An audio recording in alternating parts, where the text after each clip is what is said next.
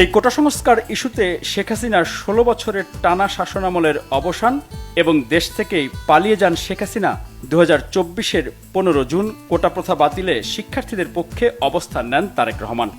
দেশের প্রিয় তরুণ যুবক ও ভাই বোনেরা, আপনাদের অনেকেরই মনে আছে ২০১৮ সালে কোটা বিরোধী আন্দোলনের সময় স্বৈরাচারী হাসিনা কোটা প্রত্যাহারের আশ্বাস দিয়েছিল। এখন আবার আদালতকে ব্যবহার করে সেই কোটা ব্যবস্থা পুনর্বহাল করেছে। আজ এটি স্পষ্ট যে এটি ছিল শিক্ষার্থীদের সঙ্গে প্রতারণা।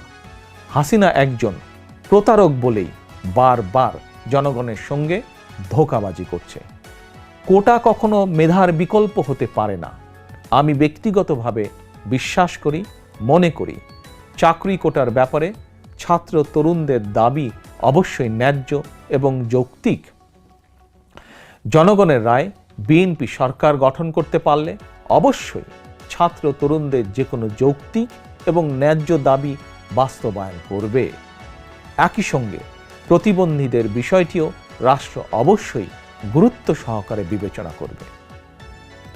যদি আমরা ঐক্যবদ্ধ থাকি, সিদ্ধান্তে অবিচল থাকি, অচিরেই একটি নিরপেক্ষ সরকারের অধীনে অবাধ, সুষ্ঠু, নিরপেক্ষ নির্বাচনের মাধ্যমে জনগণের কাছে জবাবদিহিমূলক সরকার গঠিত হবে ইনশাআল্লাহ। ২০১৪ সালের ১৫ জুলাই যুক্তরাজ্যে এক অনুষ্ঠানে তারেক রহমান কোটা সরকারি চাকরিতে ৫% রাখার জানিয়েছিলেন।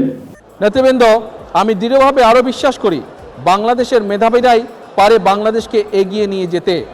সেই মেধাবীদের জন্য জায়গা করে দিতে সরকারি চাকরিতে কোটার হার কত আপনারা কি জানেন? সরকারি চাকরির যে কোটা আছে এখন বোধহয় দেশে যেটা আছে প্রায় ৫০ ভাগের মতন কোটা আছে। আমি মনে করি এই কোটাটা ৫০ থেকে কমিয়ে মেধাবীদেরকে জায়গা দেওয়ার জন্য ৫% মধ্যে নিয়ে আসা উচিত। ৫ থেকে ৮ আগস্ট দেশে কোনো সরকার ছিল না। অন্যদিকে নানা ষড়যন্ত্রের আশঙ্কা। এমন অনিশ্চয়তায় দলীয় নেতাকর্মীদের পাহারাদারের ভূমিকায় থাকার কঠোর নির্দেশনা দেন দফায় দফায়।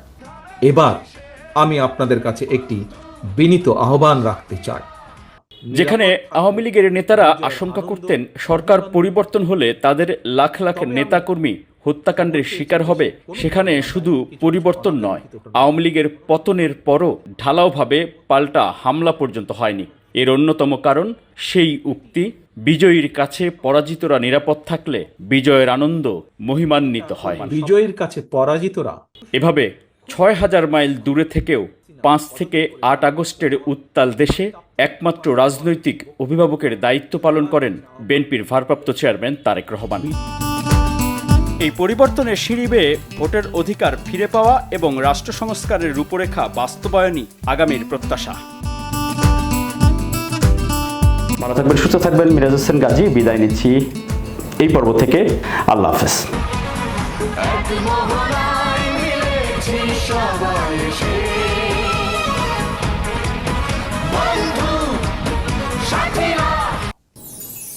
Open media cell.